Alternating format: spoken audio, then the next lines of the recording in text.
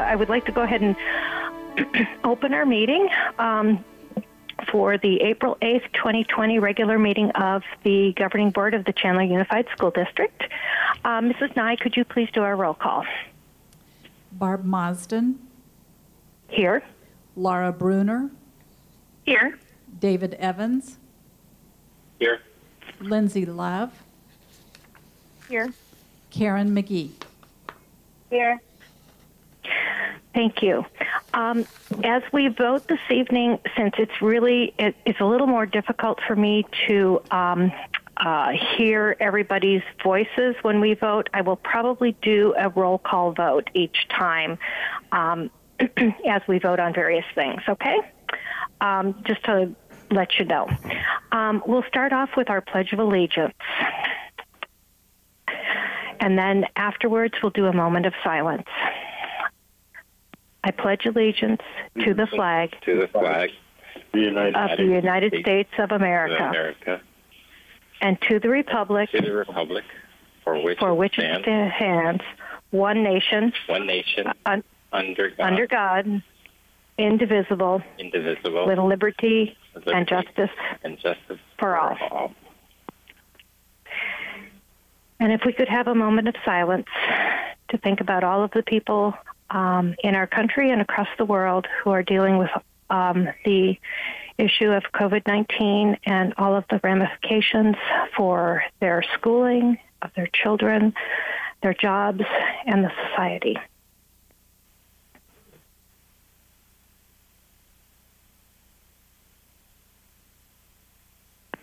Thank you. We'll start off with some routine business. The first is to approve the minutes of the March 25th, 2020 regular board meeting. Could I please get a motion since we have not had any additions or corrections to those minutes? Madam President, this is Dave Evans. I move to approve the minutes of the March 25th, 2020 regular board meeting. And could I please get a second? I'll second. And that was Ms. Love? Yes. Thank you. All those in favor of approving the minutes of the March 25th, 2020 regular board meeting, please say aye. Aye. Aye. Aye. Was that all five of us that voted? Mm-hmm. Aye. Okay, thank you. Motion carries. And I should have done roll call on that one. So our next is to approve payroll for March 26, 2020 and our current expenditures. Could I please get a motion? Madam President, this is Lindsay, and I make a motion to approve payroll for March 26, 2020 and current expenditures. And could I get a second, please? Karen will second. Thank you. All those in favor, well, I guess I will ask Mr. Evans, are you in favor? Yes. Ms. McGee, are you in favor? Yes. Ms. Bruner, are you in favor? Yes. Ms. Love, are you in favor? Yes. Thank you. And Barb Mosden is also in favor, so the motion carries unanimously. Dr. Castile, do you have any correspondence for us? Not this evening, Madam President.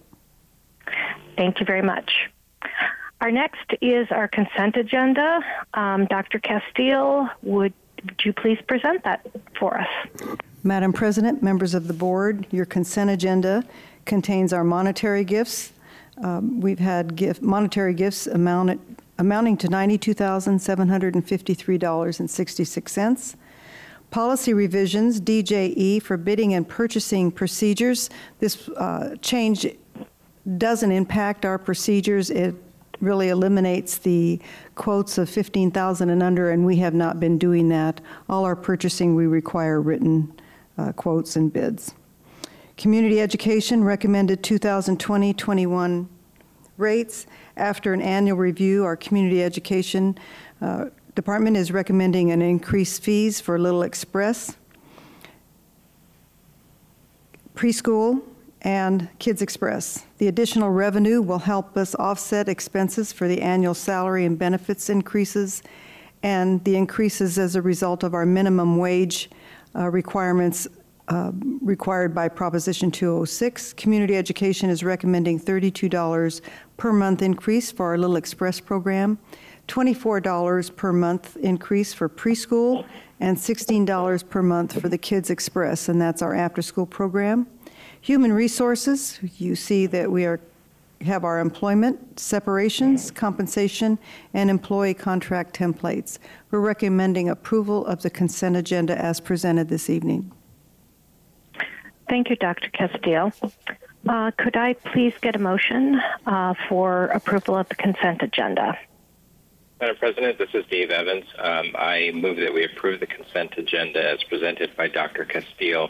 But I did want to take one second to just really thank the people who have been sitting in or helping out, volunteering their time and their health.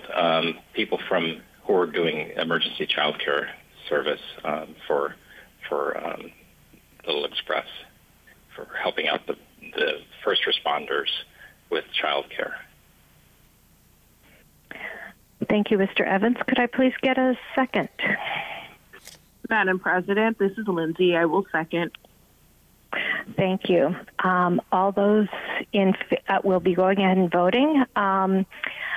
In favor, would you just, we'll do this a little bit differently. In favor, would you just say your name and say yes? Karen, yes. Lindsay, yes. Barb, yes. Laura Bruner, yes. Dave Evans, yes. Motion carries. Thank you very much. I know it's a little awkward, but without being able to see and the difficulties with hearing, I appreciate everyone saying their names, and we'll continue to do that for our action items. So our next section is our action items, and our first item is a consideration and possible adoption of a resolution providing for all matters relating to the sale and issuance of school improvement bonds. Mrs. Berry, would you please present that for us? Yes, and Madam President, members of the board, we also have on the line Grant Hamill from Stiefel, and so he's going to also be able to speak to this agenda item as we go through it, and if you have any additional questions. Tonight, there's consideration and possible adoption of a resolution providing for all matters related to the sale and issuance of school improvement bonds of the district, including delegation to the superintendent and chief financial officer of the district to determine certain matters related. The resolution before the governing board authorizes the issuance of bonds of the district to raise funds for capital projects of the district. The Series 2020 bonds are the first sale from the 2019 election. The resolution authorizes the district administration to move forward with steps needed to execute the bond transaction. The board's approval puts the district in a position to execute the transaction when the timing is right, considering the district's need for the project dollars and the conditions in the market. Because of market volatility as a result of the coronavirus, this resolution includes additional flexibility regarding the method of bond sale, in addition to the most commonly utilized negotiated tax-exempt public offering. The additional bond sale options permitted in the resolution will only be utilized if advantageous to the district. The additional sale methods referenced in the resolution allow bonds to be sold to the Maricopa County Treasurer, taxable basis, first 5 years only, bonds to be privately placed with a commercial bank, and bonds to be sold through a combination of sale methods. At this time, the district is ready to sell the bonds. The professional financing team will analyze the various sale method options and work with district administration to execute the transaction with the sale method or methods that will minimize the district's bond interest cost. District administration recommends flexibility at this time as we work to meet the district's needs for project funds and determine an appropriate time to sell the bonds. Open to questions of the district staff and Stiefel for all of you at this point. And like I said, Grant Hamill is on the phone to answer additional questions also. Thank you, Mrs. Berry. Let's go ahead and start with getting a motion on the table so that we can go ahead and discuss this. Mr. Evans, would you like to make a motion? I found me a mute button, and I need to determine how to make this motion. Mr. Evans? May I interrupt for just a moment? We do have a recommended action on the agenda item, top section. It might be easier to just phrase your motion utilizing the recommended action. Well, in that case, Madam President, I move that we approve the adoption of a resolution providing for all matters relating to the sale and issuance of school improvement bonds. Is that easier? Much easier. Thank you, Mr. Evans. Thank you. Could I please get a second? This is Karen, and I'm second. Okay. Do we have any questions for Mrs. Berry or for Mr. Hamill? Madam President, this is Dave Evans. Yes, Mr. Evans.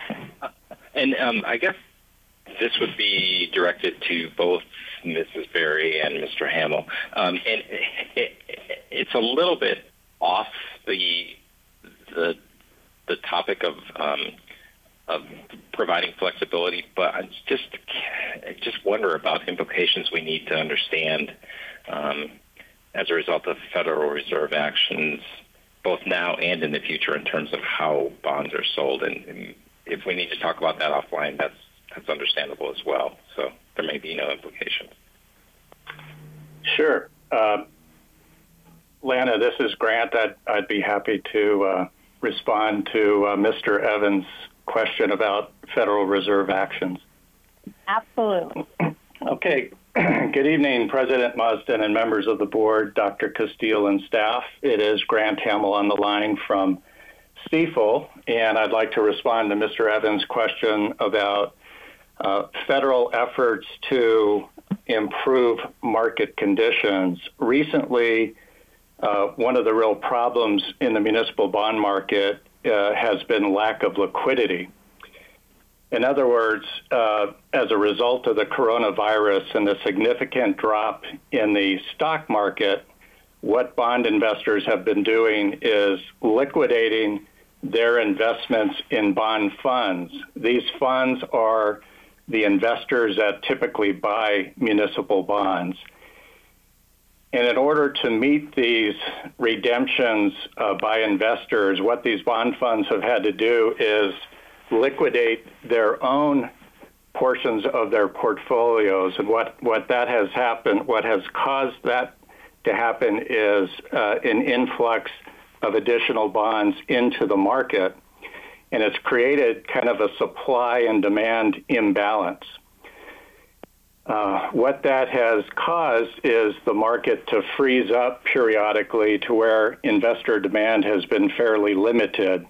How the Federal Reserve is going to help that is that they're going to inject liquidity into the markets. And what that means is that the Federal Reserve is going to go into the secondary market and start buying bonds that are being put up for sale by these bond funds.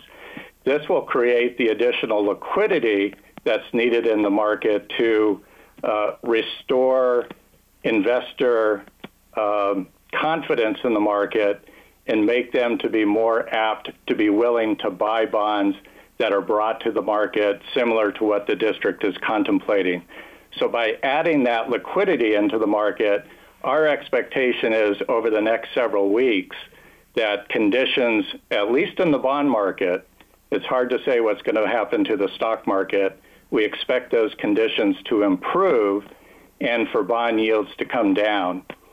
Now, as far as timing, the Federal Reserve is just underway with this bond buying program. So we think it's going to take several weeks, if not a month or so, to start to see results of that. But we are beginning to see some improvement in the bond market. And in fact, just this week, our firm was successful in pricing bonds for the Vail Unified School District as well as the Liberty Elementary School District. So we do think the market is starting to thaw out a little bit, and it's becoming a little bit less volatile. So, Mr. Evans, I hope that answered your question. I'd be happy to answer any follow-up questions on that. Thank you, Mr. Hamill. And again, it's really not related to the fact of offering more flexibility to the administration to do what they need to do, but at the same time, I think it gives some confidence that that the Fed is not trying to hide anything or lead us astray. They're being very I can't think of the word right now, but they're being transparent. Very forthright and they're very transparent in what they're saying will happen moving forward. So that's very helpful. Thank you. Oh, you're welcome. Mr. Hamill, at what kind of an interest rate do you, well, let's say, shall we, for Vail and the other school district, what type of rates did you see this week that they were able to sell their bonds for? And do you feel as though those rates are going to be going up or going down by the time we are able to sell our bonds? Sure. President Marsden, members of the board, Dr. Castile. What we're seeing also in the market now, because of what's transpired as a result of the virus and the fact that investors are getting more discriminating with what they buy, they're starting to favor the higher grade school districts. Now Chandler Unified School District has some of the highest bond ratings in the state at AA1, AA. So those are the types of bonds that investors are gravitating to. But to answer your question, it really depends on how the bonds are structured. And for school districts that are limited to going out into the market and their bonds can't mature longer than 20 years, we're seeing the average interest rate at this point around 2.5% to 2.75%. Now, that's higher than where yields were a month ago before the market virtually collapsed as a result of the coronavirus. It is since recovering. But if you look at historical averages, we're still in a very favorable interest rate environment for the district and for issuers. And, for example, if you look over the past 10 years, the interest rates that are available today are still at the very low end of that range over the last 10-year period. Great. Thank you. Mrs. McGee, did you have any questions? No, I don't, thanks. Ms. Love? Sorry, my mute button was not working. No, I don't. Madam President, you asked my question. Okay, thank you. And Ms. Bruner? I think it's all been covered. Thanks. Okay, are we ready to vote at this point? I assume we are, since there's no additional questions. Mr. Hamill, thank you very much for being on the line this evening to explain some of the things that are going on with the market. We truly appreciate that. And we'll go ahead and vote on this. I guess I'll do roll call. Mr. Evans, yay or nay? Yay. Ms. Bruner? Yes. Thank you. Mrs. McGee? Yes. Ms. Love? Yes. And Barb, Mrs. Marsden, yes. So the motion carries unanimously. Again, thank you, Mr. Hamill, for participating by phone this evening and going over a lot of these different things with us, especially with in relative to the market and all. Thank you, Madam President, members of the board, Dr. Castile. Thank you for letting me participate in your meeting this evening. Stay safe, and thank you. Take care. Thank you. With that, we will go on to Anderson Junior High interior improvements. Mr. Fletcher. Madam President, members of the board, Anderson Junior High School opened in 1988, and the interior of all the offices and educational spaces are in need of a facelift. We will be removing all the vinyl wallpaper from the walls. We will tape, texture, paint all classrooms, doors, frames, etc. The district has chosen Riddle Painting and Coatings to perform this work using the Mojave Educational Services Cooperative Contract, which complies with all state procurement rules.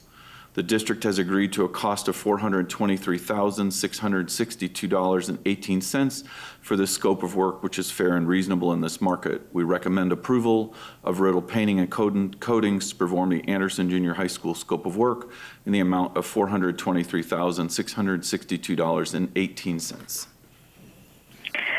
Thank you, Mr. Fletcher.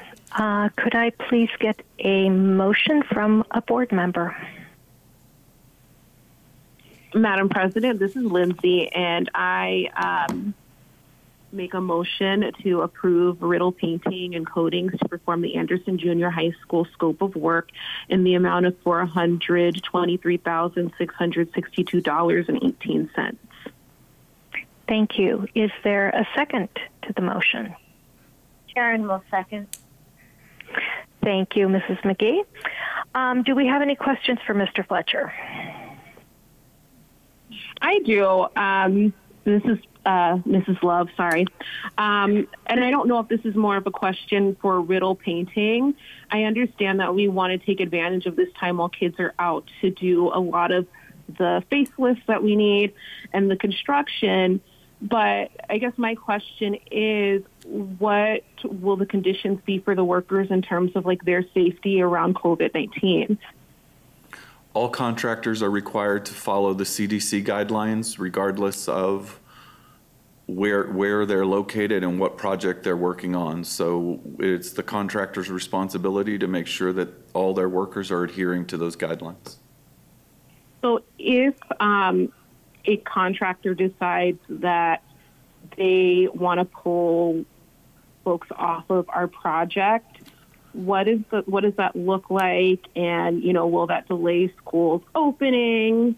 Like what does that look like? We are not experiencing any subcontractor issues at this point on any of our projects.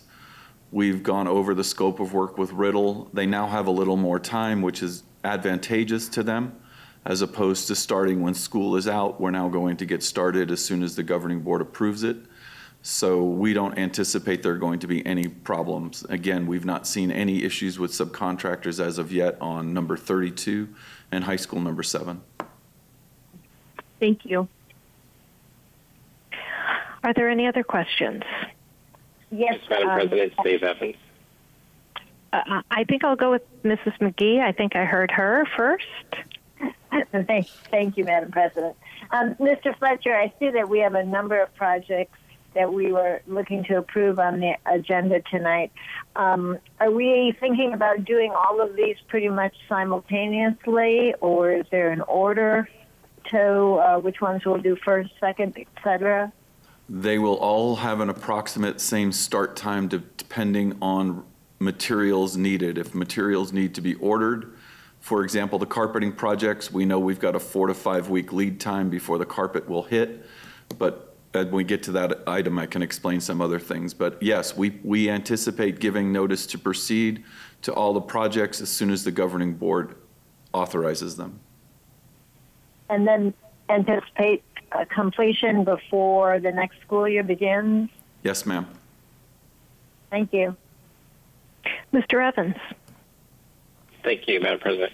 Mr. Fletcher, one thing that kind of caught my attention with Anderson Junior High was the vinyl wallpaper that's pretty much been on those walls, maybe dingy, but it's been on those walls for like 30 plus years. So in going from utilizing a wallpaper that for the most part has far surpassed the time that we'd expect paint to last, would we consider using vinyl wallpaper again, or is it, I mean, it's going to take longer to remove that tape texture and then repaint, so there's a lot of expense in that, but 30 years is a long time for that to have lasted. Mr. Evans, I think if you look at the vinyl that's in the schools or even in the district office and see how it wears over time, yes, it's lasted for 30 years, but it probably needed to be replaced 15 years ago. So Okay, but still 15, I mean, still half, that's a lot longer than we'd expect paint to last, but overall, maintenance-wise, paint is probably less expensive, I'm assuming. Well, and when it comes to maintenance and the actual labor that it takes to redo it. And the vinyl will separate, the seams will separate, and then we get into a matching problem. Can we match the vinyl if we have to go back and use that wallpaper, whereas paint, you're going to have whatever color of Swiss coffee you like. Okay. So moving forward, we probably will stay away from any type of wallpaper. That is correct. Cases. We are removing it from schools as we go along. Okay, thank you. And Mrs. Bruner, do you have any questions? No questions. Okay. So we will go ahead and vote. I guess I'll start with Ms. Love. Yay or nay? Oh, yay. Sorry. Okay. Mrs. Bruner, yay or nay? Yes. Yes. Mrs. McGee? Yes. Mr. Evans? Yay. And Mrs. Marsden, yes. So the motion carries for Anderson Junior High interior improvements. Next, we will move on to the Weinberg Gifted Academy. We have a guaranteed maximum price number 2 for the renovations for that facility. Mr. Fletcher. Madam President, members of the board, the total scope of work for the Weinberg renovations has been defined and agreed to. Chase Building Team, who is the general contractor of choice, and the district have negotiated and agreed to maximum price number 2. The scope of work includes but is not limited to millwork, metal soffits, framing and drywall, flooring, electrical, special systems, and access controls. Chase Building and the district have agreed to GMP number 2 of $3,527,879, which brings the total cost of this project to $4,653,478.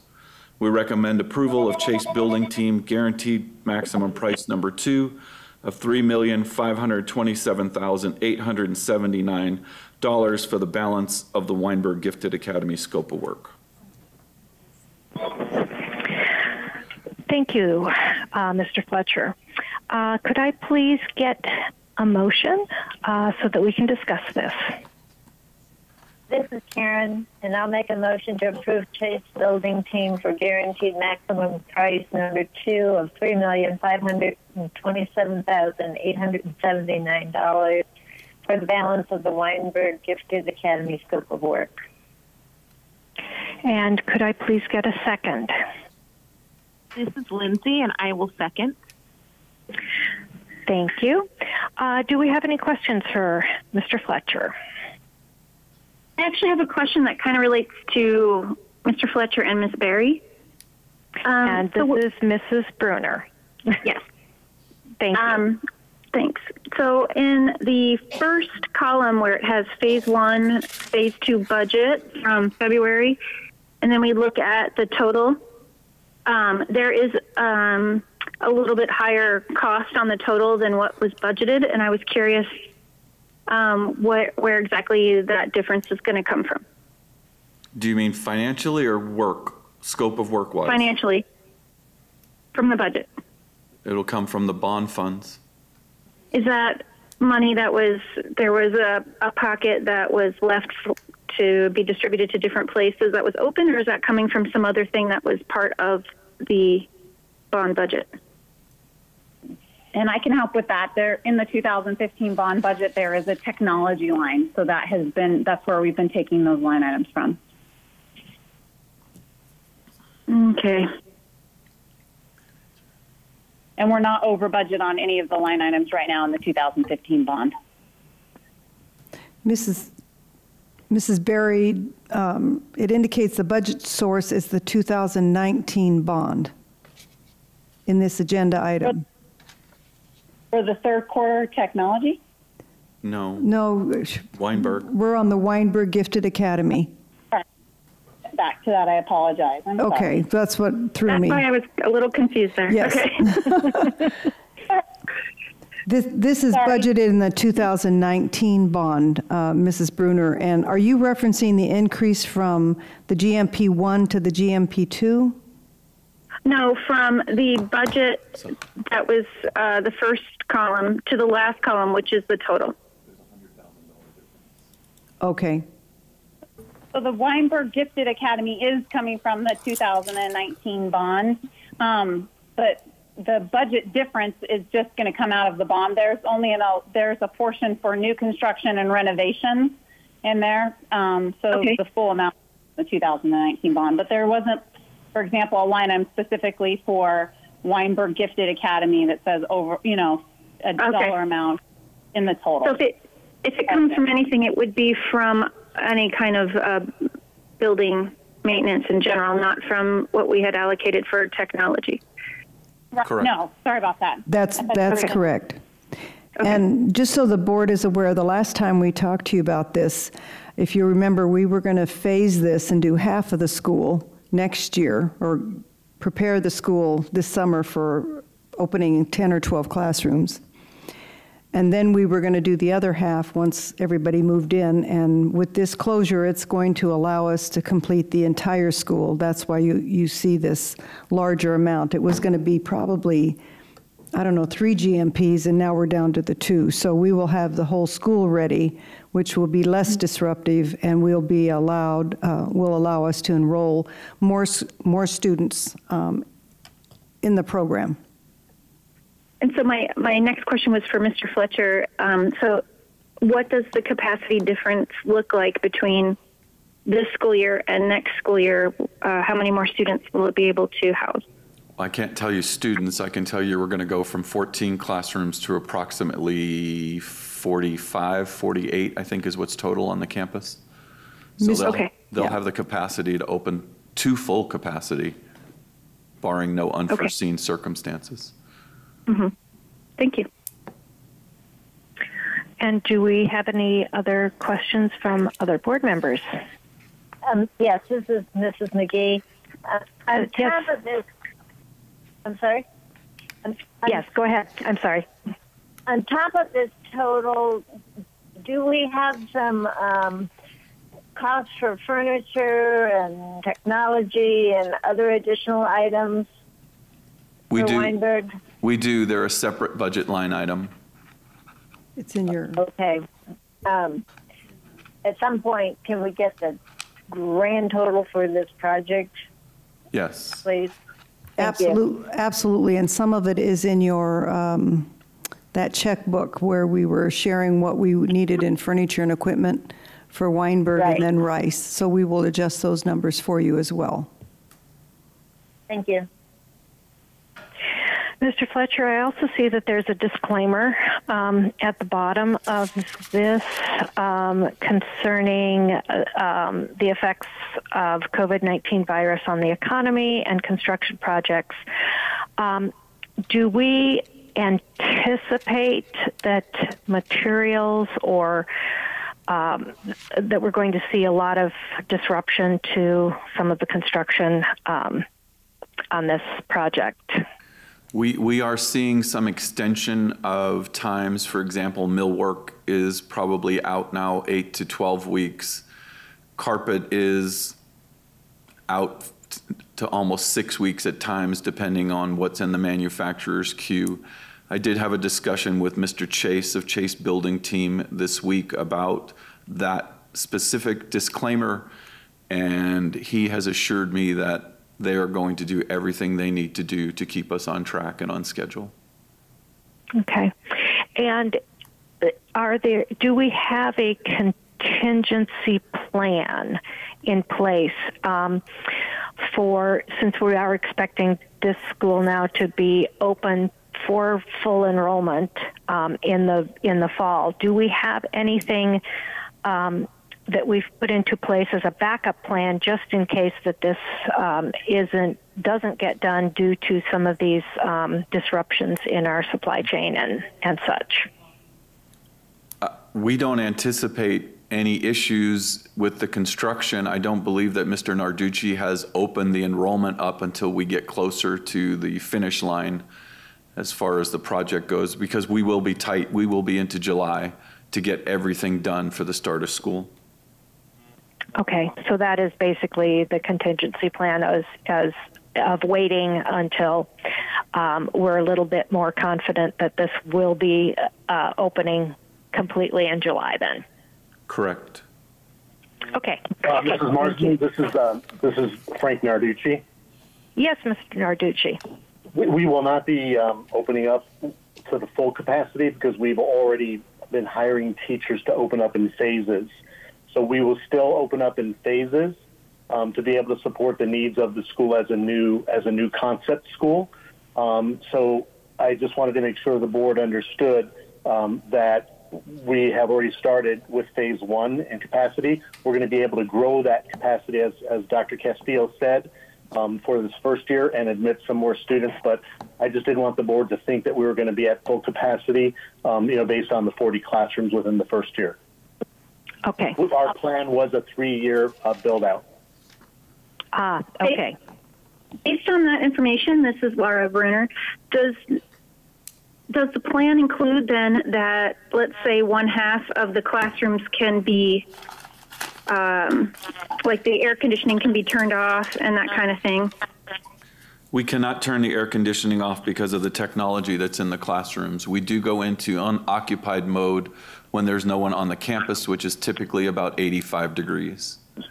But if half the classrooms don't have any technology in them yet, can we find a way to do that so we're not wasting a whole bunch of electricity on space that we're not using? We will look into that for sure. Thank you. Are there any other questions? If no other questions, then we'll go ahead and do a roll call vote on this. All those in favor of for the Weinberg Gifted Academy guaranteed maximum price of $3,527,879. I'll start with Mrs. McGee. Yes. Mr. Evans? Yay. Ms. Love? Yes. Ms. Bruner? Yes. And Mrs. Marsden, yes. So the motion carries. Mr. Fletcher, you have, again, another action item, Hamilton High School flooring project. Madam President, members of the board, Hamilton High School opened in July of 1998. The site has never had the flooring products replaced. Now, over 20 years later, the site's flooring is in need of replacement. The scope of work is carpet demolition, VCT demolition, carpet tile installation, cove base, polished concrete, furniture move and replace, as well as the auditorium seating, removing and replacing those. The district has chosen Wholesale Floors to perform the scope of work. Wholesale Floors has over 20 plus years of experience with the district. We will use a 1 GPA purchasing cooperative which complies with all state procurement rules. The district has agreed to a turnkey cost for this project in the amount of $758,680.71. We recommend approval of Wholesale Floors for the Hamilton High School flooring project in the amount of $758,690.71. Thank you, Mr. Fletcher. Could I get a motion so that we can start to discuss this?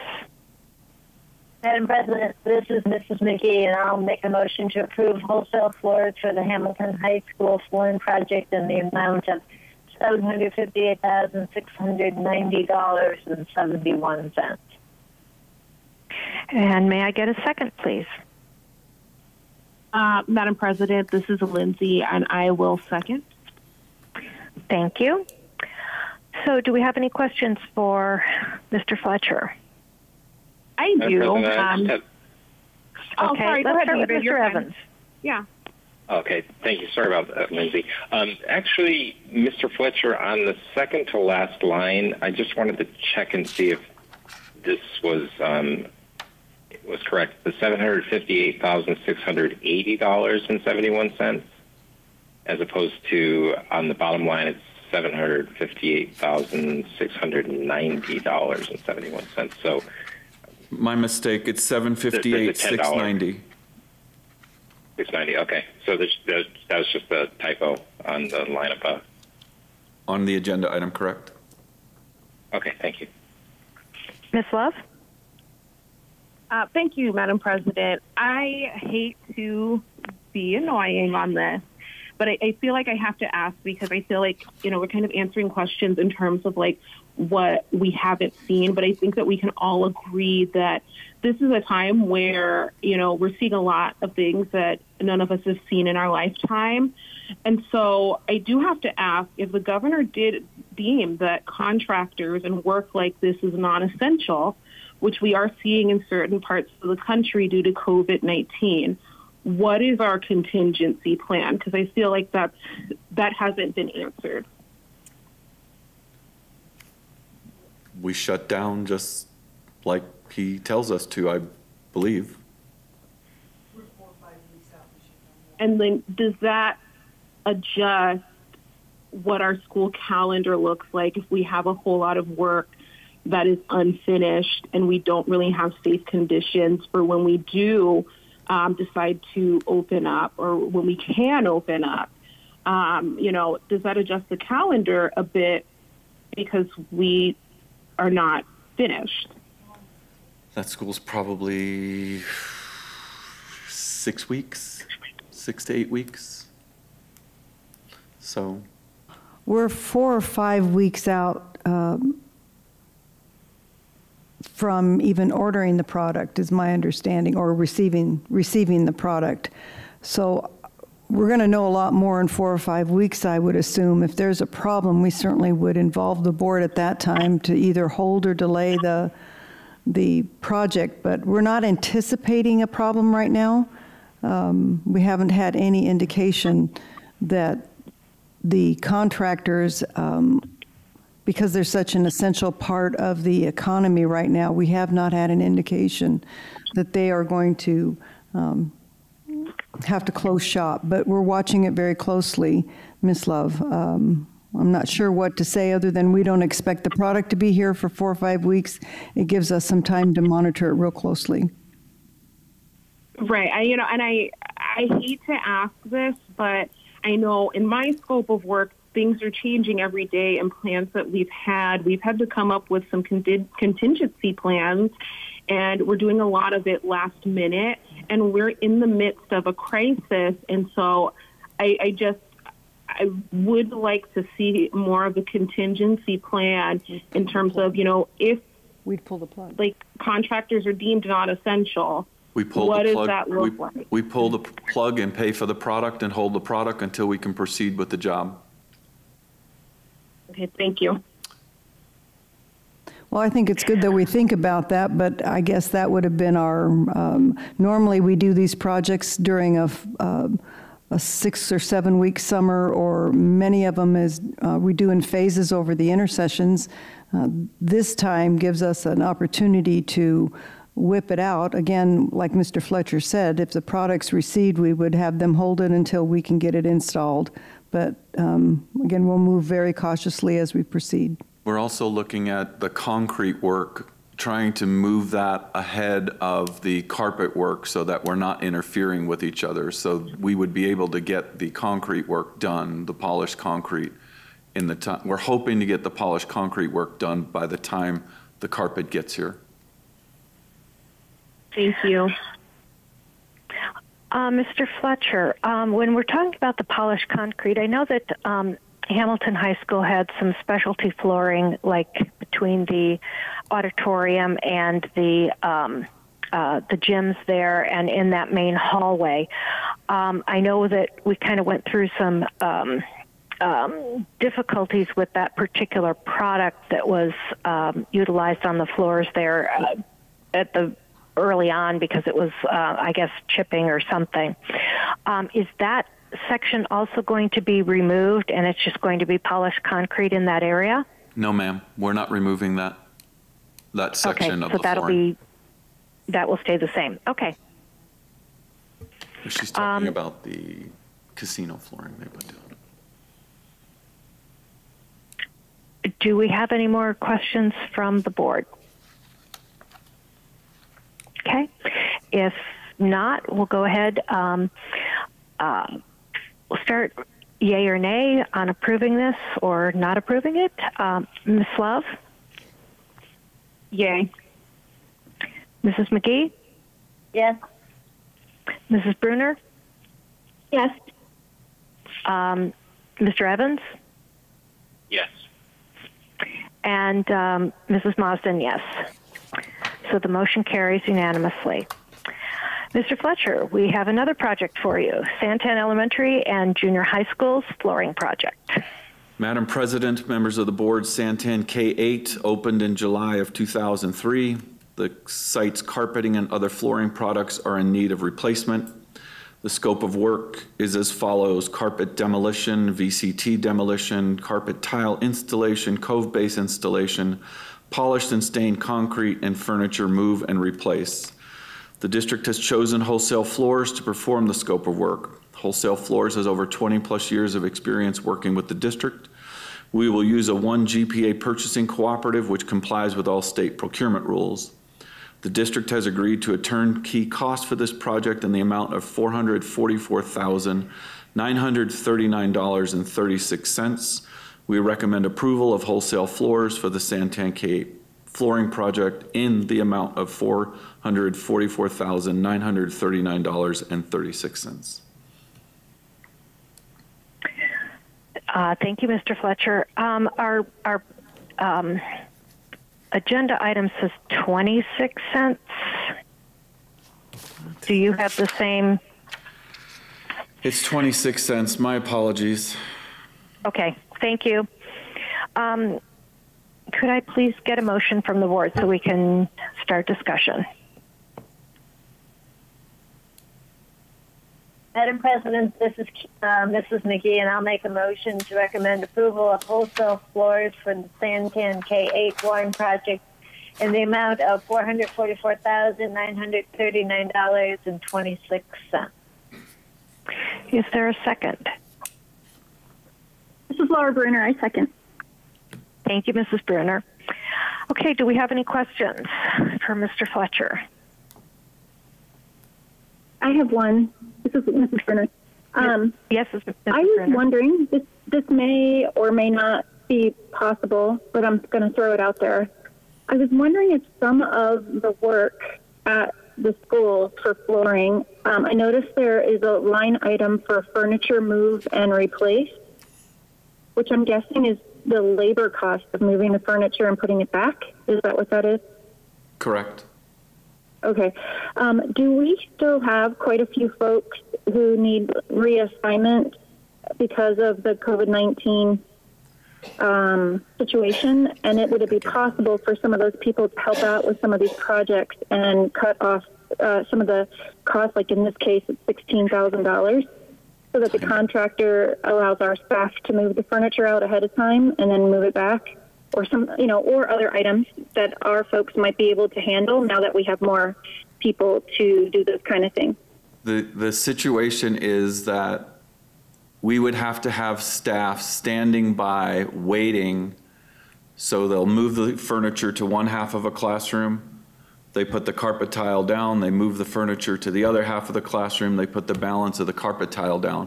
Logistically, Mrs. Bruner, I don't think that would work, having people standing around waiting for the contractor. So the contractor has the same team, they move it from one half to the other, they put the carpet down, they move it back, they put the carpet down. Mrs. Bruner, however, some of our staff will be involved in boxing up items so that the contractor can get in there and get that done. So there's plenty of work to go around. This was how we've done it to operate pretty efficiently and not have people waiting around. The contractor has a pretty good system. We've had good luck with it. So there's more to do outside of moving that furniture to put the carpet tiles down. And that's why we use the carpet tiles as opposed to what you might think of in your home as one of those big rolls The carpet tiles work very effectively. Do we have any other questions from board members? This is Dave Evans. I just wanted to point out, too, because Mrs. Bruner had a really good point, but at the same time, we have historically been very demanding on contractors in terms of safety and making sure that and being assured that their employees are trained and compliant to safety regulations when they're on our sites, so that there aren't injuries, there aren't things that they know what to expect because they're in those situations all the time. Whereas if we had our own people, I just wouldn't feel comfortable that with machinery and all the different moving parts and all the different things that are happening on a site at the same time, that our folks would have the time to be trained properly and could really be a situation where there's danger involved and our folks wouldn't be prepared for it. So, because I've thought a very similar thing. Why can't we use our own folks to do that? But from a safety standpoint, we don't want our folks getting hurt because they're not expecting something that the professional contractors are used to dealing with on a regular basis. Thank you, Mr. Evans. Do we have any more questions or comments? We'll go ahead and vote on this. We'll start with Mr. Evans. Yay or nay? Yay. Mrs. Bruner? Yes. Ms. Love? Yes. Mrs. McGee? Yes. And Mrs. Mosden? Yes. The motion carries. And now we're looking to our next item, which is the Galveston roof. Mr. Fletcher. Madam President, members of the board, the roof over the multi-purpose room and classrooms that are attached at Galveston are in need of replacement, no longer covered by warranty. The district intends to remove and replace approximately 10,000 square feet of roof area. The new roof will come with a 20-year non-prorated warranty. The district has chosen Progressive Roofing as the contractor to perform this work. The district will use a Mojave Educational Services contract for the project, which complies with all school procurement rules. Progressive Roofing's price for this project is $189,576.63, which is highly competitive in this market. We recommend approval of Progressive Roofing for the Galveston roof project in the amount of $189,576.63. Thank you, Mr. Fletcher. Could I please get a motion from a board member? Madam President, this is Karen. I recommend approval of Progressive Roofing in the amount of $189,576.63 for the Galveston roof project. This is Laura. I second. Thank you. So do we have any questions for Mr. Fletcher? I'll go ahead and start with one of them. Galveston already has a metal roof on it, I believe, in some of the area that we're talking about. I thought those lasted forever. So what is why are we needing to replace those portions of that metal roof? Because the multi-purpose room is not a sloped roof. It's a flat roof. So therefore it doesn't have... And so we're not looking at any metal roof at all? There's a little bit of metal that I believe is over the classrooms, but the underneath is the problem. The felt and possibly the plywood. Okay. And so this is one of the membrane flat roof type situations that we're dealing with on the multipurpose room? Correct. And how old is that portion of the roof? As long as I've been here, so 20 plus years. Oh. Okay. Enough said. It's ancient. Okay.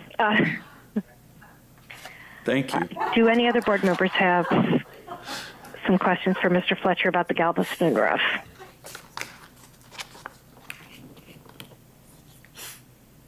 Okay, if not, we'll go ahead and vote. I'll start with Mrs. McGee this time. Yay or nay? Yes. Ms. Love? Yes. Ms. Bruner? Yes. Mr. Evans? Yes. Yay. And Mrs. Mosden, yes. So the motion carries. And then our last action item for the evening is the employee 2020 to 2021 compensation. Dr. Castile. Yes, Madam President, members of the board, as you know, we convene what we call a Super Q committee. It's the Q stands for quality through shared leadership. We have employed this particular process since 1996, if I'm not mistaken. This process brings together 5 support staff, 5 certified, 5 administrative staff, and 2 board members. And we meet to discuss compensation-related issues. The goal of the meeting is to reach consensus from all the parties involved on a compensation plan each year. We were able to do that very effectively this year, and I want to share that this honors the governor's 2020 plan. We're recommending this compensation plan, which allows each employee group 5% new money to be distributed through their salary schedule. We've met with each of the categories. The support staff, certified and administrative, have decided, had a great deal of input how they wanted to distribute the dollars. And in addition, the compensation plan includes splitting the cost of the health insurance or the benefits package. We're experiencing a 5% increase, and we're going to split that with the employee. Right now, the district contributes toward the paid health and life insurance for each employee, $6,304, and we are going to distribute part of that increase to the employee, and the district will pick up the balance. I will share with you, we have shared this Super Q communique, which is attached to your board agenda. The positive responses have been extremely heartwarming. Many of the staff asked me to relay to you that they appreciate the process and the fact that you value and appreciate their contribution and are willing to make this commitment. Again, it honors the governor's 2020 plan, and it helps us meet the proposition for our support staff in terms of the minimum wage requirements. Also, recommend approval of the Super Q compensation plan as presented. Thank you, Dr. Castile. Do I have a motion, please? Madam President, this is Lindsay, and I make a motion to approve the employee compensation package recommended by Super Q for the 2020-2021 school year. Thank you. Do I have a second? Madam President, it's Dave Evans. I second. Great. Okay. Does the board have any questions for Dr. Castile? Madam President, this is Dave Evans again. I actually have a question for Mrs. Bruner as a practicing education professional right now. I know you're from another district, but now that you've had a chance to look at this, I guess I haven't had a chance to really talk to educators to determine whether or not they see this as something that helps them move forward in a lot of different in different areas of their profession.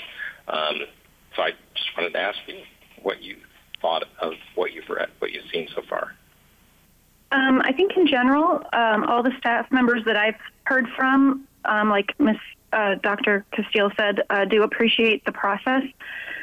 I think also the process is early enough so that these amounts can be put in contracts. Some school districts will issue contracts with the previous year's amount until budget negotiations are finished later, and I don't think that's very ethical. And I appreciate that Chandler puts the correct amount that we expect. And obviously, there's always language in the contract that says, if something happens with the funding from the state, that it can be altered. But so that aspect of the process, I think, is a real positive in the district. Okay. Yeah, the Super Q process focuses only on budgetary items. So there has been some concern about non-budgetary items having to find other ways to be discussed. So that's the only thing I've heard that, with that process, that's an issue. But that isn't, I can't go into details because that's not really what's on the item here. But so those are the general things I'm hearing from certified staff. And then I did have a question for Dr. Castillo on the top of the salary, people who are at the top of the salary range, because there is a change, but it's not, it's not tremendous. Correct. It's kind of tied to the cost of living. Yeah, Mr. Evans, what we've done in the past, and again, it was being honored this year, the top of the range will increase by 1.74%, or the cost of living that the state establishes. Those that are at the top will receive the balance of the approved increase in a one-time payment, so it does not accumulate. And that's how we've been doing it, so that we're not overinflating the top. We check with the market, and this allows us to keep a better prediction on our future salary liabilities. But we've done this in all three areas, the certified, the support, and the administrative, again, where they get the cost of living. Once they get to the top, they get that cost of living and the balance of the recommended increase in a one-time payment, and that's typically paid out in December. Oh, okay, that clarifies it. Thank you. You bet. And thank you, Ms. Sprunger, too. Do we have any other questions? Yes, this is Mrs. McGee, and yes, I would like to add that I'm really pleased that Chandler goes above and beyond the governor's proposal for the 20% increase, and that, if I'm understanding it correctly, he based the percentages off of the employee's salary when he started the program. I believe it was 3 years ago. And when we give, for example, this year, the 5%, we're not going back to the salary that the employee had 3 years ago. We're using their current salary to give the 5%.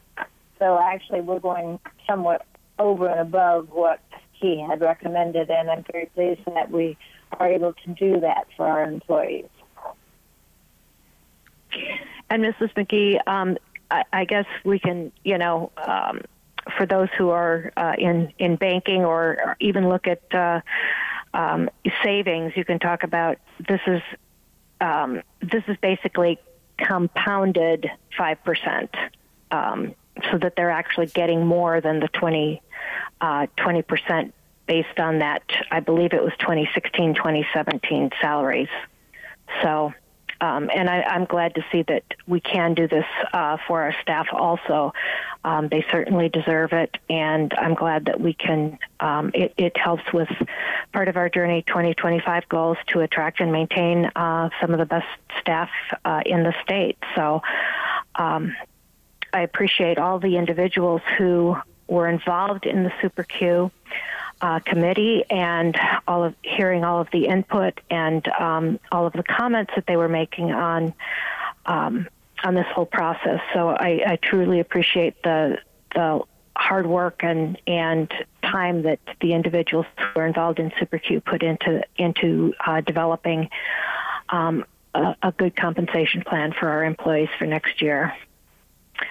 Are there any other questions or comments? I had one for Mrs. Berry. So, yes, as Ms. McGee, I'm sorry, this is Laura. As Ms. McGee was saying earlier, since this is not what the governor is actually giving us, because the 5% is based off of a lower base, as well as that the 5% does not go for non-instructional folks and for administration, et cetera. Could you explain a little more on how we are able to cover the difference? Maybe talk a little bit about the DAA, what the plan was and what actually happened and how that affects how we're able to fund this.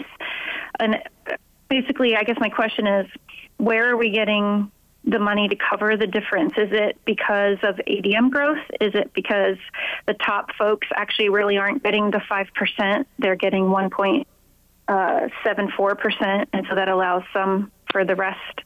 Or is it the DAA increase, or a little bit of all that?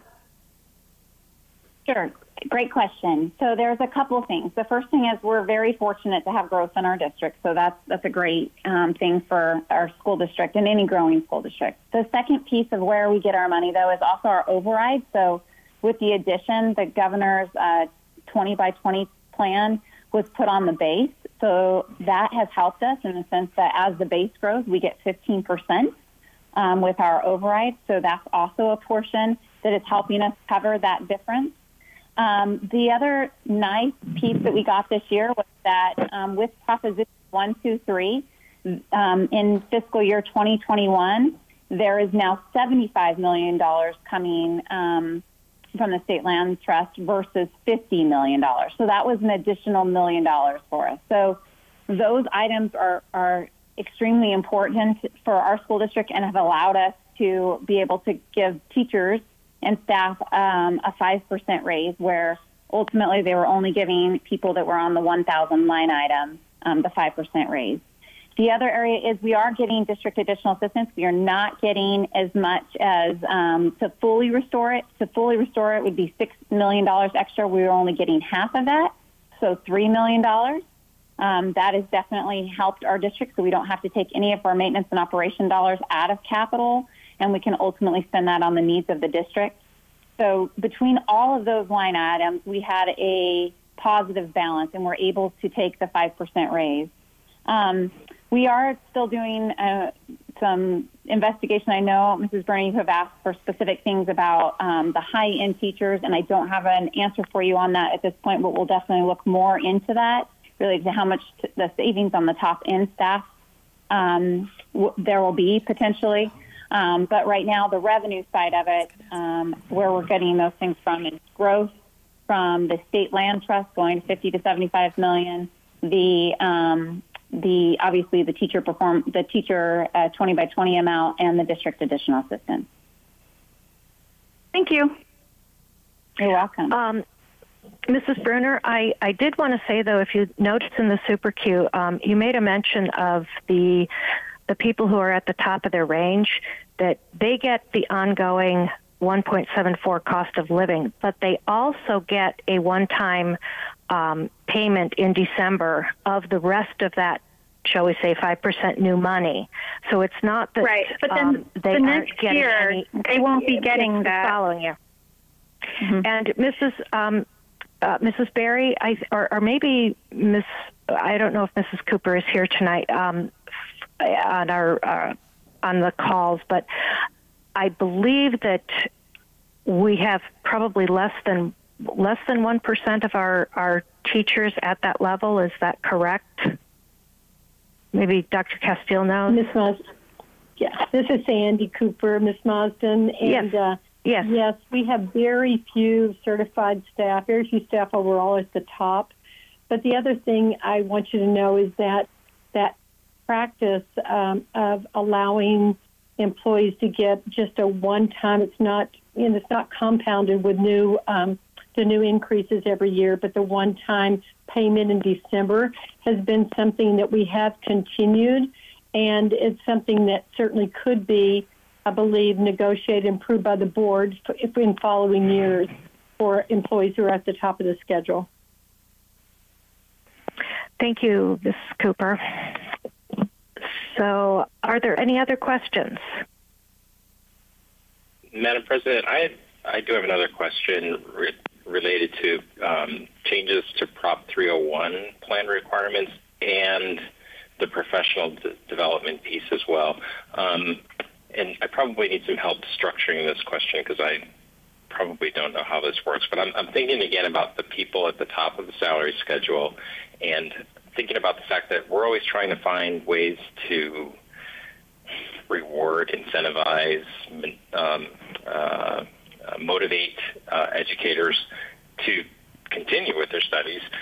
And it looks like we're trying to find ways to offer, especially on the professional development side, but related to 301, not to actually create some flexibility. Am I right in that? I don't know if that'd be Mrs. Cooper or Mr. Evans. This is Dr. Castillo.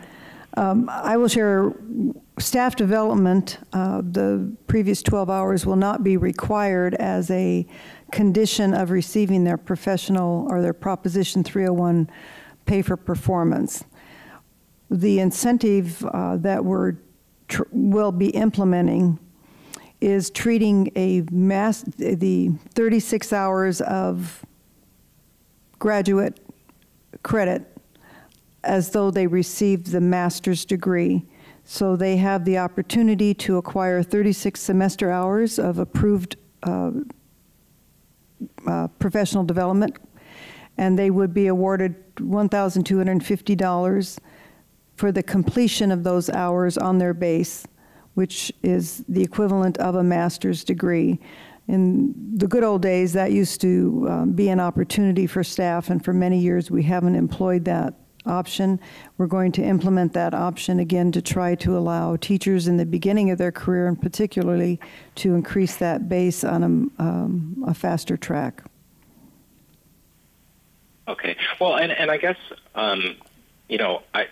you talk to educators, and all of a sudden you realize that they've got an Ed.D. or a PhD in their field of expertise, and this wouldn't normally apply to them because they've gone beyond that master's, but now does it apply to them if they're doing other staff development work that qualifies for this $1,250? I'm not sure I understand. Does that make sense? They also get a... I'm beyond a master's degree already, so that would disqualify me for the $1,250 bonus. But now we're saying that you can do other pre-approved professional development that is eligible, even though you're beyond a master's degree. Am I understanding that wrong? Mr. Evans, this is Wendy Nance.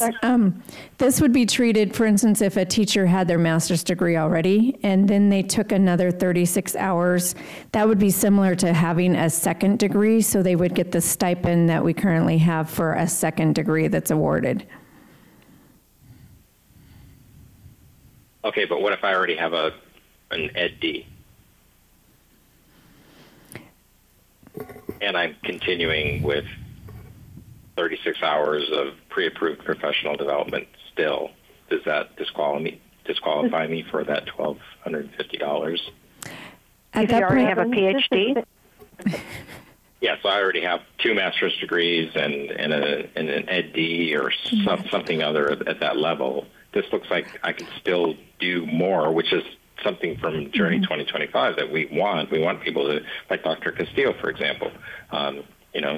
She's a lifelong learner, so could she do something, some other kind of pre-approved professional development and still qualify for that $1,250 toward a base pay salary increase? If they've reached their cap of hours that are allowed for professional development, then at that point, they're only eligible for the increase on the salary schedule. However, if we do offer in-district staff development, we have the option of taking it for in-district credit or a stipend. Okay, thank you. And I guess I have a question perhaps for Mrs. Berry. Normally by this time of year, we have gotten an inkling from the state as to what we should be looking at for Prop 301 monies for next year. has the state postponed giving out that information at this point, or do we have an idea? I know that I'm personally very worried that that is going to drop dramatically due to COVID-19, recession, lack of sales tax, things like that. So could you perhaps comment a little bit on that for us? Yes, Madam President.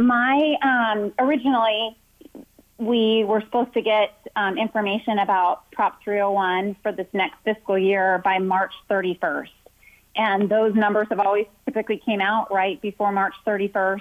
But this year, the JLBC has still not determined. The Joint Legislative Budget Committee is the JLBC. They have not sent out the estimated numbers because they're still trying to figure out the final part fiscal year and the projections for next year. So we are still waiting, and that might be a while before we get those numbers.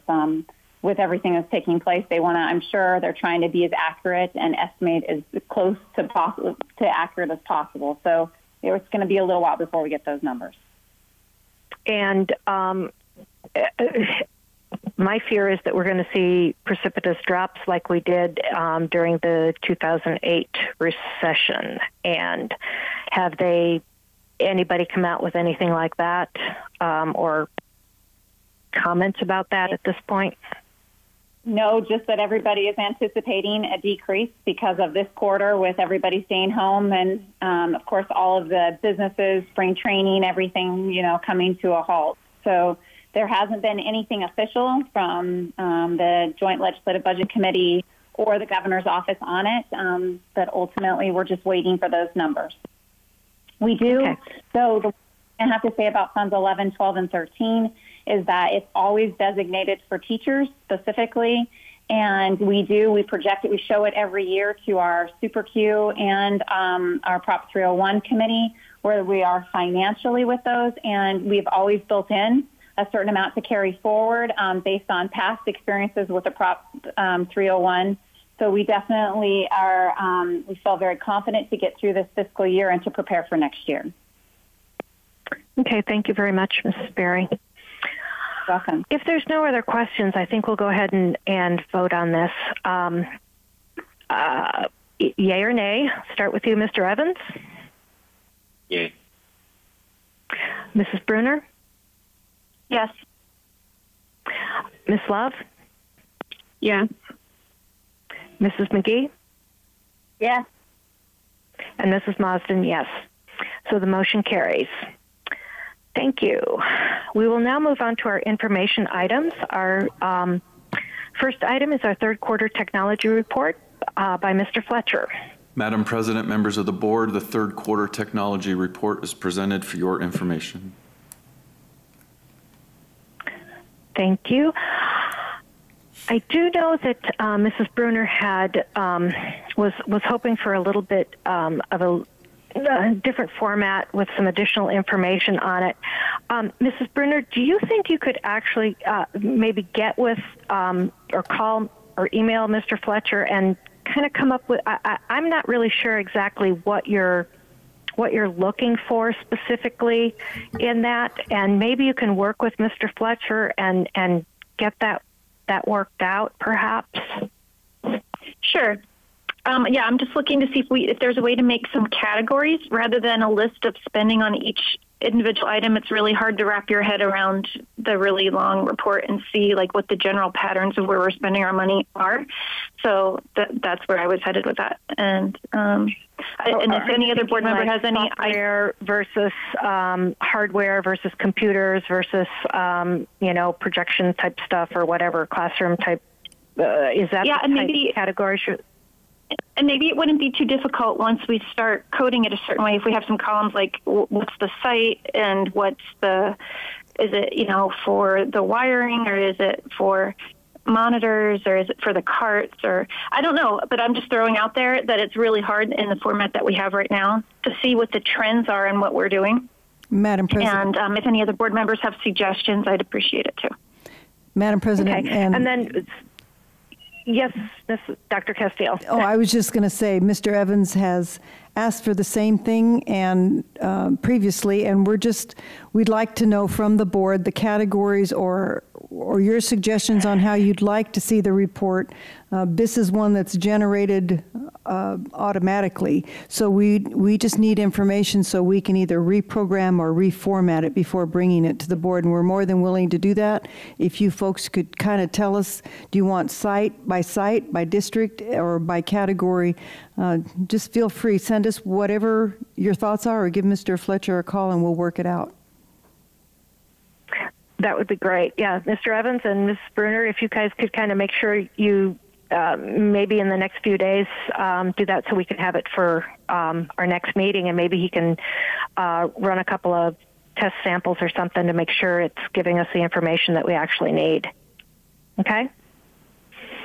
That would be great, because I guess it's more, I just want to understand what IT's vision is and how this report helps us understand how these things are being used and how they will, how they'll hold up, how they'll be future-proof, really, until the future catches up and then we need to modify those things.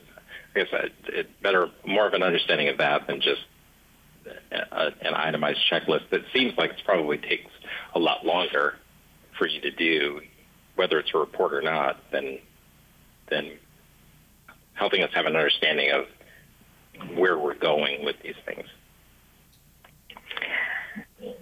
Okay. Any more questions on the third quarter technology report? Okay, we will move on to our private day expenditures for quarter three. Madam President. Dr. Nance. Sorry. Madam President, members of the board, the list of private day school tuition expenditures for the third quarter of the 1920 school year are provided for your review. Thank you, Dr. Nance. So I do have a question. Are all of these schools closed just like the rest of the public schools in Arizona? They actually are closed for in-person schooling. They are having to provide online or paper alternatives for their students, similar to what we are doing here in Chandler. And does that still qualify them for having all the tuition payments that we pay them? As long as they're able to provide documentation that they're actually servicing our students instructionally, the tuition stays the same. We are saving some money on transportation because the students aren't physically being transported this quarter. Okay. Are there any other questions concerning? Yes, Mr. Evans? Was that you? Yes. Yes. Thank you, Dr. Nance. So these are these services are provided to our students with the highest need, and so we're saving costs because we're not transporting the students, if I understand correctly.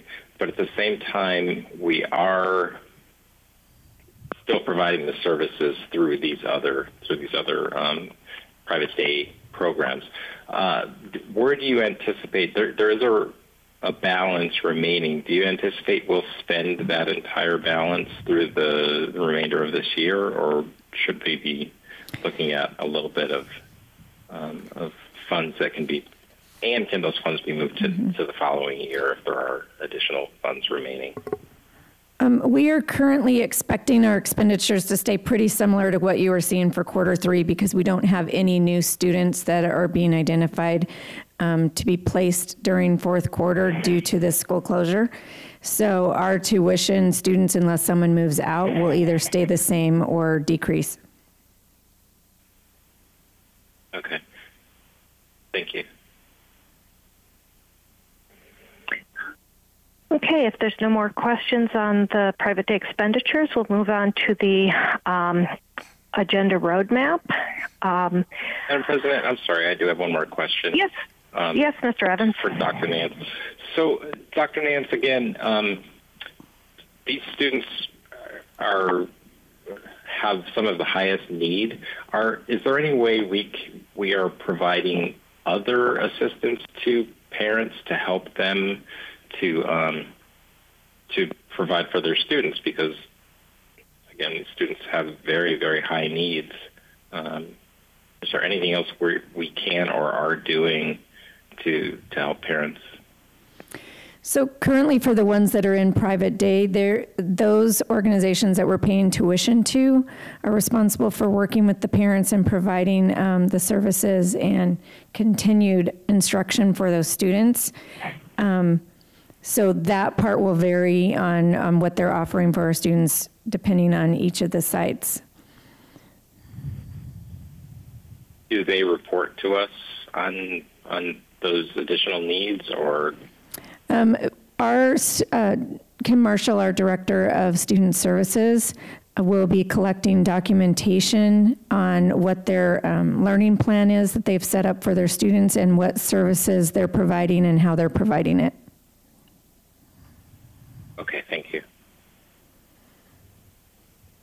Okay, are there any other questions? Then we will move on to the roadmap. Let's see.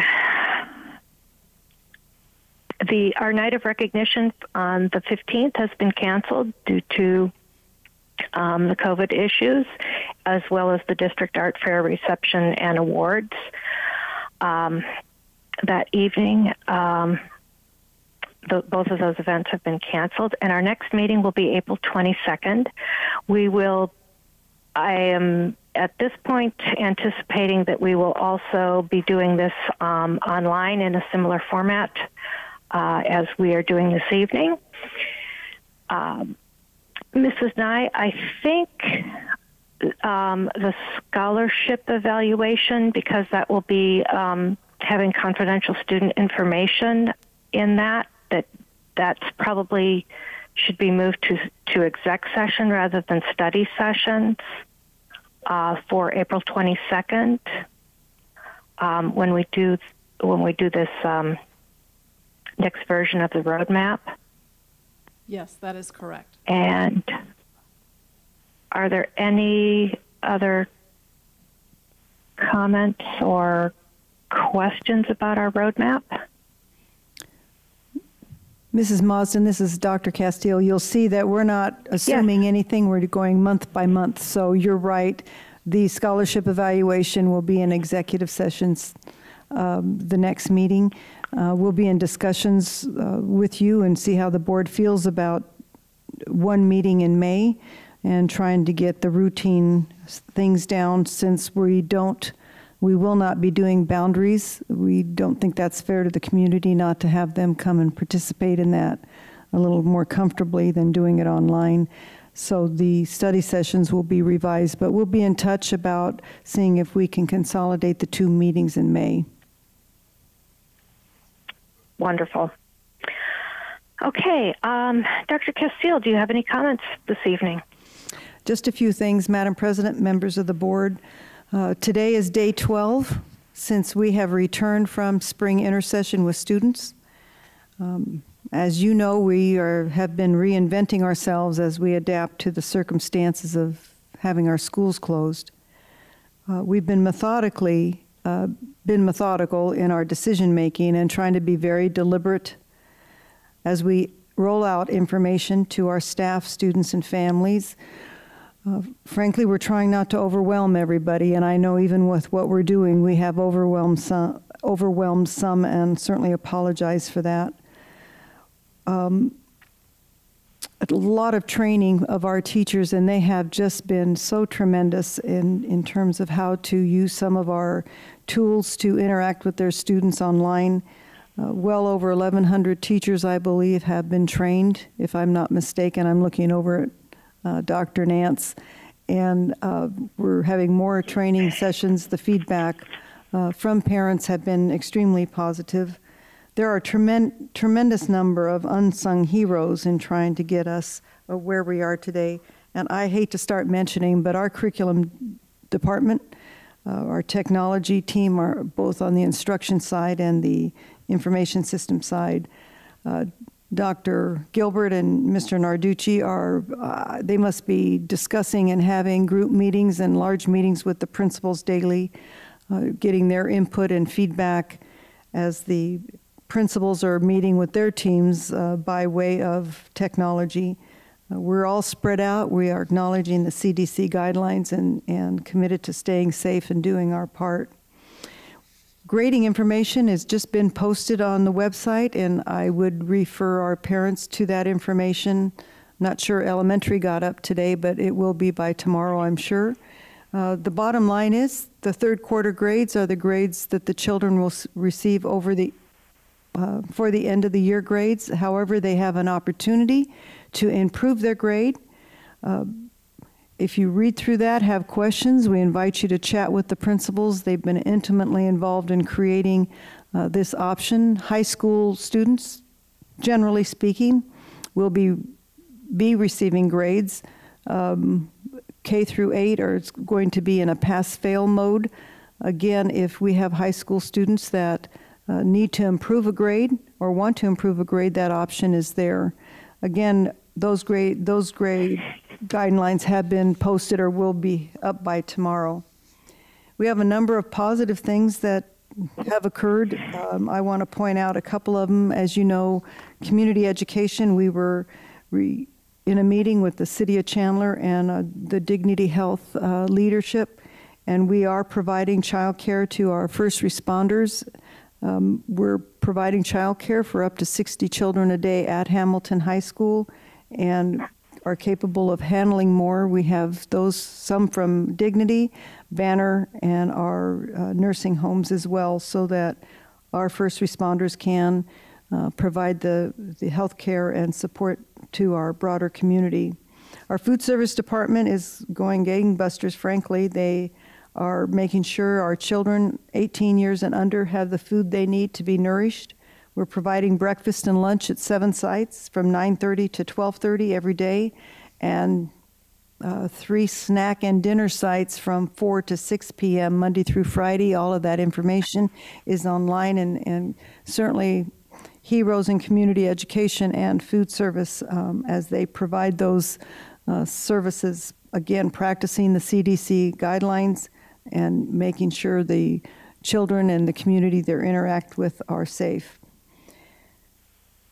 There are many challenges associated with this closing, and just one, I know our senior class, they're feeling a little bit lost right now, and I certainly don't blame them. This is not how any of us envision a senior year to be.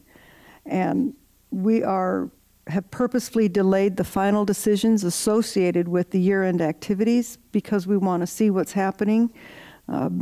If the media is reporting that I'm watching say that the curve, the COVID virus curve is being leveled off, things look a little more positive than was thought of even a few days ago.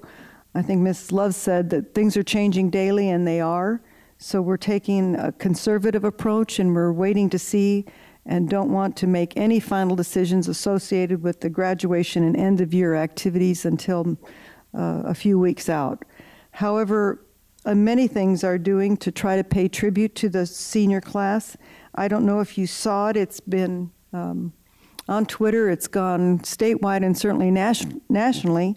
Mr. Serrano at Perry High started something the other night where high schools are paying tribute by displaying their football stadium lights nightly at 8:20, which is 2020 military time for 20 minutes. And this idea was first brought from Perry High and Mr. Serrano, and it's caught on with all of our schools and neighboring school districts and other schools statewide. Again, just want to make sure our seniors know we're thinking about them. This isn't something we're doing by choice.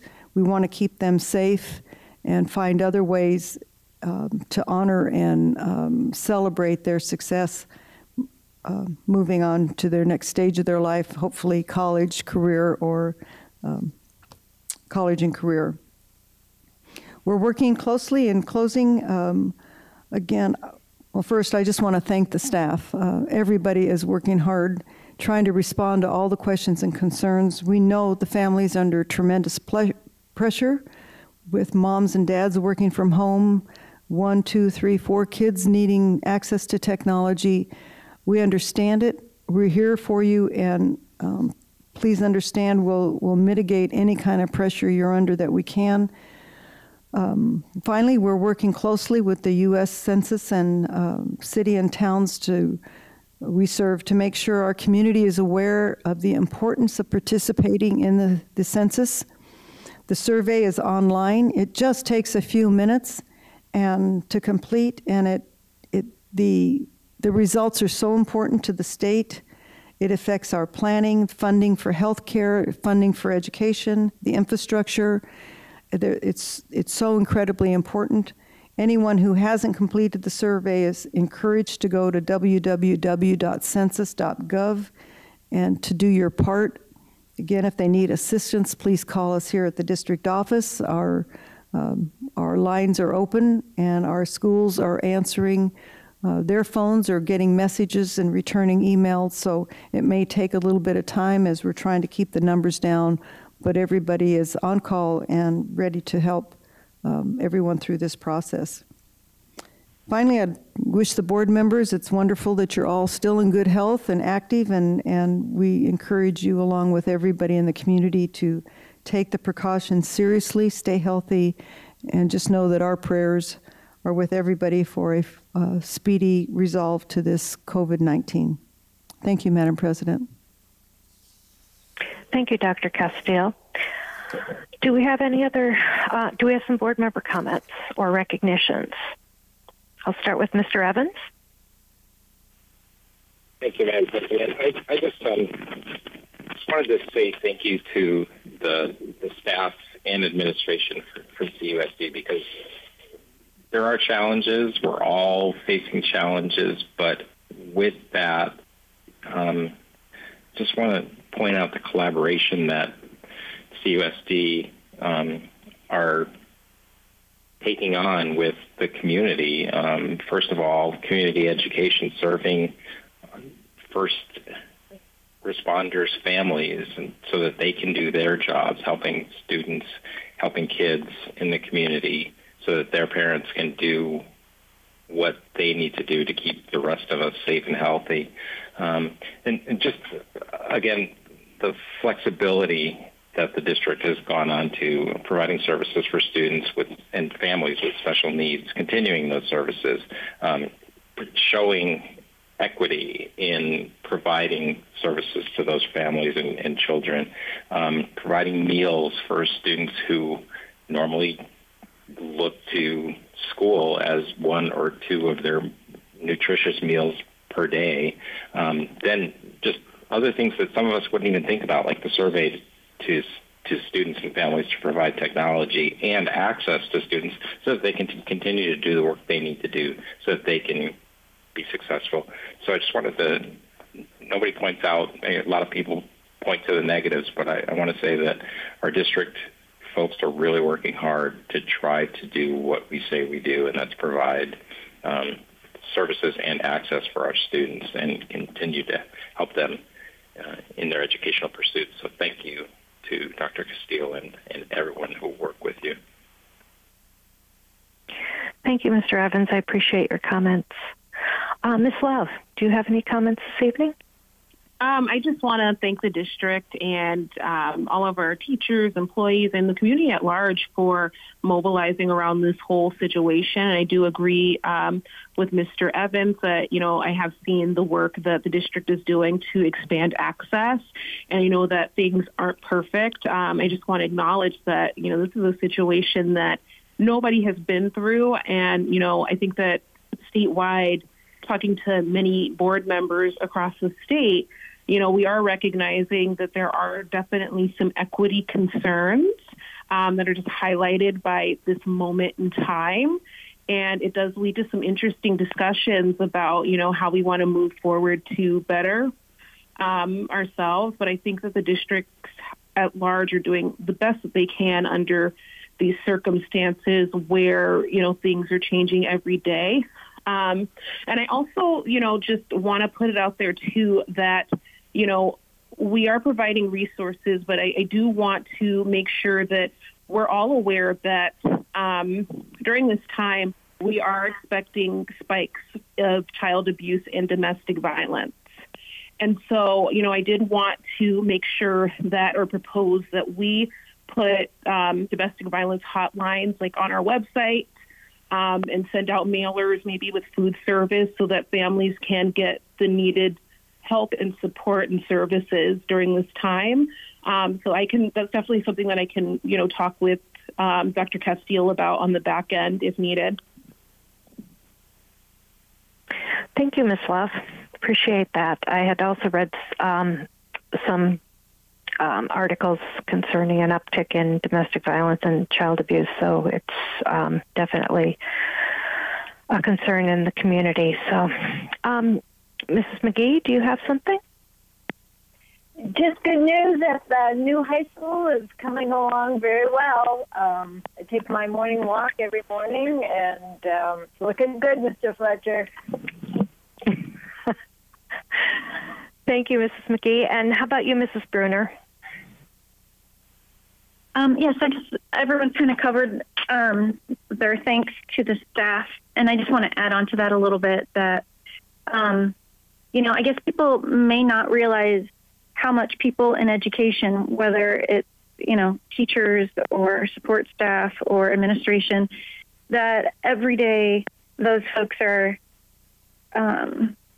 adjusting, monitoring and adjusting, meeting the needs of every kid, finding ways that those 24 or 28 little people in their room are all getting what they need. And so it's, to be honest, it's really not a shock, all the amazing work that's happened in the district, because it really happens every day, whether there's COVID-19 or not. It's just a little more evident to the community now how rapidly and how creatively people have responded to make the best out of the situation. So just thank you to everyone. Thank you, Mrs. Bruner.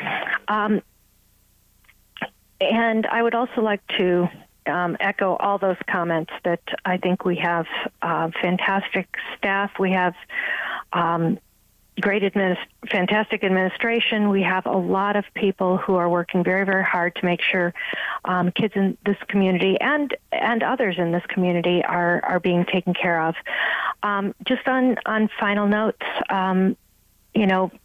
if you have a neighbor that you haven't seen in a while, give them a call, help them out, because there are definitely people that in your community that may live right next door to you that need a little help during this time. So go out of your way and give a little kindness.